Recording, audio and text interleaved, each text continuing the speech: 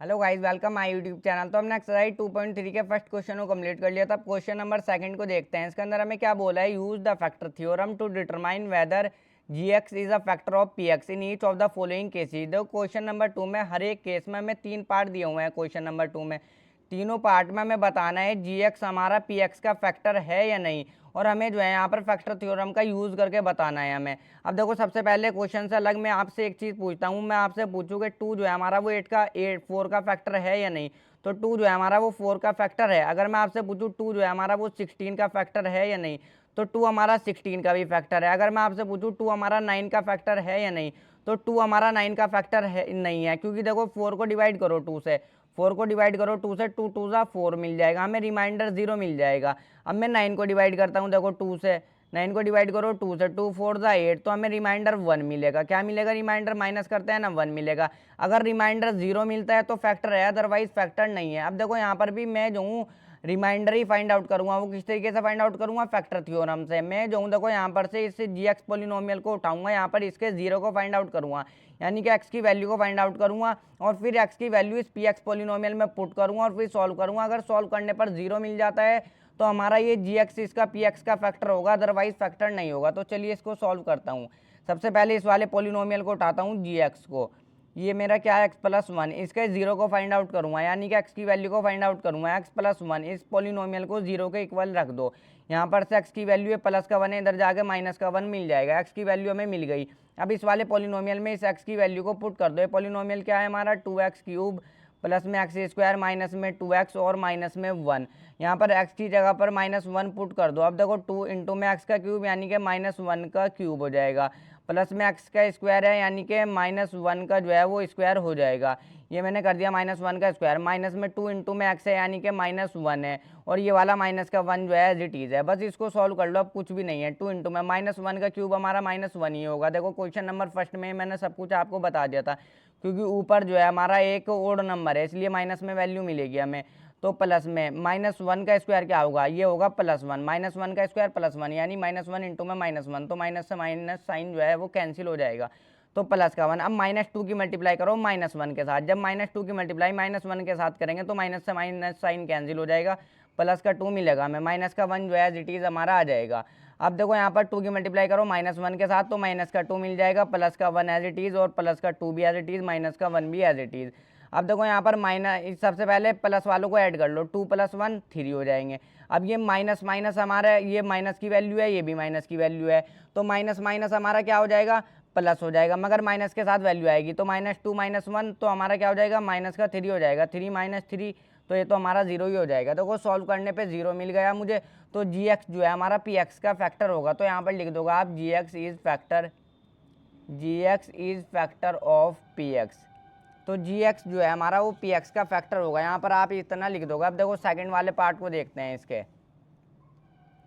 Second वाले part में मैं इस जी एक्स पोलिनोमियल को उठाऊंगा और इसके 0 को फाइंड आउट करूंगा, x प्लस में 2। मैं जो हूँ इसको x प्लस में 2 को 0 के इक्वल रखो, यहाँ पर से x की वैल्यू हमें मिल जाएगी, x इज इक्वल टू, ये 2 इधर जाकर माइनस का 2 बन जाएगा, तो x की वैल्यू क्या मिल गई? -2। अब इस पी एक्स पोलिनोमियल में इसको पुट कर दो। पी एक्स पोलिनोमियल हमारा क्या है? देखो x³ प्लस में 3x स्क्वायर प्लस में 3x और प्लस में 1, x की जगह पर बस कुछ नहीं है, -2 को पुट कर दो। ये क्वेश्चन बहुत ही आसान है। x का क्यूब यानी कि -2 का हमारा जो है क्यूब हो जाएगा। तो देखो प्लस में 3 इंटू में एक्स का स्क्वायर यानी कि -2 का स्क्वायर कर दो, प्लस में 3 इंटू में एक्स यानी कि -2 और प्लस में 1 एज इट इज़। बस सॉल्व कर लो। -2 का क्यूब क्या होगा? यानी कि -2 इंटू -2। अब देखो एक माइनस से एक माइनस तो कट जाएगा, मगर एक माइनस रह जाएगा, क्योंकि ऊपर देखो ओड नंबर भी है, 2 से डिवाइड नहीं होगा 3, इसलिए माइनस में वैल्यू मिलेगी। 2 2 ज़ा 4, 4 2 ज़ा 8, माइनस का 8 हमें मिल जाएगा। मिल गया प्लस में 3 इंटू में -2 का स्क्वायर क्या होगा? प्लस का 4 हो जाएगा। देखो -2 इंटू में -2, माइनस से माइनस साइन कैंसिल हो जाएगा, तो प्लस का 4 मिलेगा। अब देखो प्लस के 3 की मल्टीप्लाई करो माइनस के 2 में, तो 3 2 ज़ा 6 हो जाएगा, और प्लस माइनस होगा हमारा माइनस, 3 2 ज़ा 6 जो आएगा वो माइनस का आएगा, प्लस का 1 हमारा एज इट इज़। अब देखो माइनस का 8 प्लस में 3 4 ज़ा कितना हो जाएगा? 12 हो जाएगा, माइनस का 6 और प्लस का 1। तो यहाँ तक हमने कर दिया। पहले प्लस वालों को ऐड कर लो, 12 और 1 कितने हो जाएंगे? ये हो जाएंगे हमारे 12 प्लस में 1 13 हो जाएंगे।